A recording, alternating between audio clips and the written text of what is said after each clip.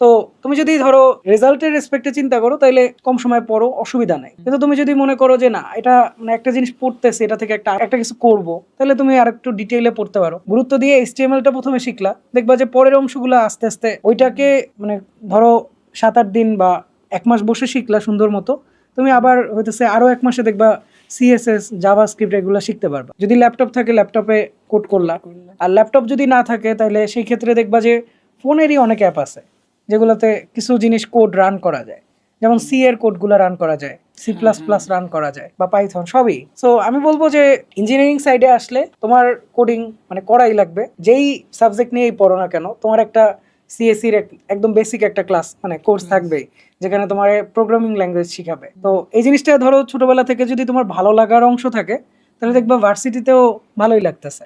But তুমি যদি এটা থেকে আসলে দূরে থাকো, যে দূর খালি রেজাল্টের জন্য যা লাগবে, ঠিক আছে, একটা লুপের কোশ্চেন মুখস্থ করে গেলে রেজাল্ট ভালো আসে, আর কিছু লাগে না, ঠিক আছে, HSC-তে। কিন্তু তুমি যদি ওটাকে আসলে ভালোবেসে আগাও, দেখবা যে ভার্সিটিতেও ভালো লাগতেছে।